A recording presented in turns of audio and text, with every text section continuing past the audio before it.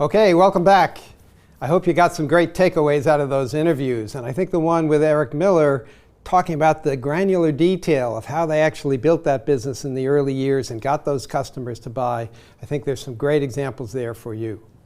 Now, to wrap up Module 3, I want to take a few minutes and do a couple of things. First, I want to say a few words about crowdfunding. It's probably on your mind. Second, I want to tee up a few of the critical messages in Chapter 2 and Chapter 4 of the customer-funded business for those who are reading along with us. Next, I want to suggest an inspiring book that would be well worth a quick read. And then I want to point out a couple of the key challenges you're probably going to face if you try to get a pay-in-advance business underway. Then we'll give all of you who are taking this course for credit another assignment. The rest of you who aren't doing it that way would get value too, I believe. But first, let's talk for a few minutes about the courage it takes to build a customer-funded pay-in-advance business, or frankly, to be any sort of an entrepreneur.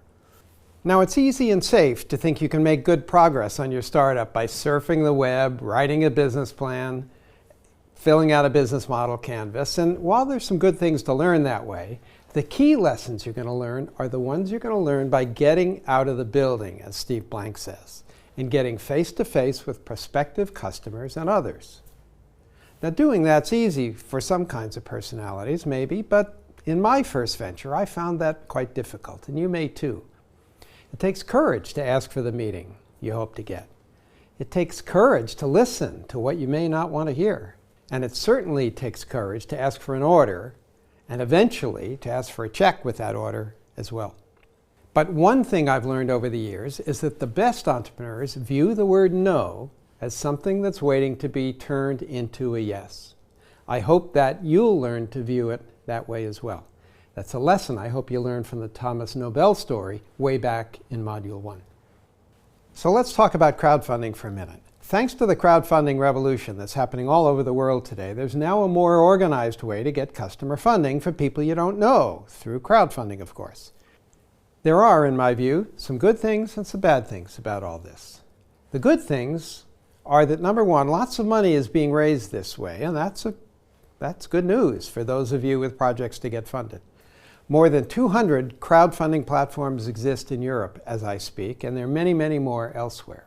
But many of those platforms only allow you to raise money for a project or a creative idea, and most of them don't really let you raise equity in your company. But whatever, it's all pay in advance, and of course then you have to deliver later. So that's all pretty good news, right? But there's some not so good news as well. Did you know you have to bring your own crowd for probably something like 1/3 of the funding you hope to raise? It's a lot of work. It takes a video, a prototype, and it takes time to do all those things, and maybe that time would have been better spent actually meeting real customers and understanding their real needs. So you'll find a more extensive discussion of crowdfunding in Chapter 1. I encourage you to read it or share it on the discussion board if you like. All right, so next, we're not going to talk in this MOOC explicitly about customer-funded business Chapter 2. But the stories in Chapter 2 of the scrappy Mel and Patricia Ziegler, who founded Banana Republic, and the young Michael Dell, also in Chapter 2, bring to life the kind of mindset you're going to need to be the best you can be as an entrepreneur. Great lessons there. The incredible story of how the Zieglers got started on Banana Republic is actually truly hilarious. There's also Michael Dell's own 1999 book, Direct from Dell, where you can read his story, also pretty hilarious at times, in his own words. And I recommend that short read as well. Okay, so what are the challenges you're going to face in undertaking the assignment about which you'll hear in a couple of minutes, or, frankly, in starting a pay-in-advance business? One is that the B2B customer from whom you may ask for a check may ask also for equity in your business. I have one word of advice about that: don't. Better, give them something else, maybe a few months of exclusivity or an exclusive in their field of use, one that keeps the rest of the playing field fair game for you. Having them on board as an owner may turn out to be a problem when you want to sell to their competitors, for example, or sell your business to somebody else later. Another key challenge lies on the supplier side. In addition to getting your customers to pay you in advance, you're going to need to convince your suppliers to let you pay them on very good terms, and that means slowly. So to do that, you'll need the same kind of entrepreneurial ingenuity that the Zieglers of Banana Republic, see Chapter 2, showed in order to make that happen. So please be forewarned. Now let's move on to your assignment for this Module 3. Here's what you're going to need to do. Since this course is about how to finance your startup without VC, I want you to get started on that path. So if you haven't settled on an idea just yet, you can do this assignment for a friend's new venture idea or maybe one you've just made up. So for that venture, here's what you need to do. Identify 5 plausible customers in the target market that you hope to serve.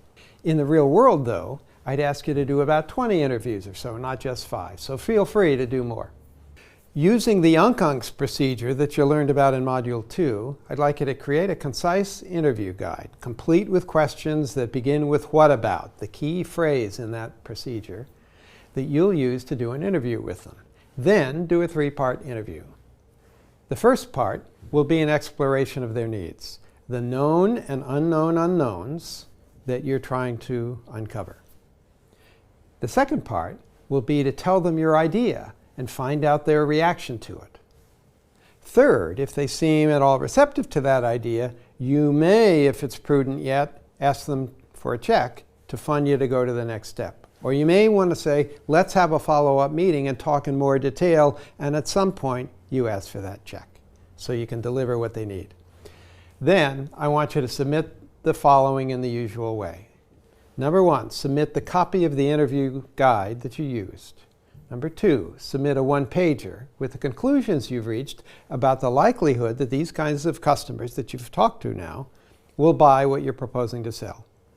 And number 3, any possible pivots you might have learned you need to make. So there we go. Module 3 is now under our belts. We're nearly halfway home in the course. But before we move on to Module 4, I want to point out that the pay in advance models, not to mention the other 4 types, are not just for startups. If you are already running a business, you can start figuring out now how to get your customers to pay you in advance for at least some of what they buy. Before we sign off, you'll find a closing slide here that will prompt you to think about what we've covered in this module. Then, in Module 4, we're going to dig into subscription models. They've been taking the world by storm in recent years with some notable successes and some pretty spectacular failures.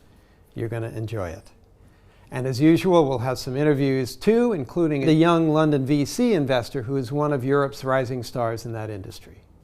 If you've now got the book, you might also want to take a look at Chapter 5 and be ready as we go ahead.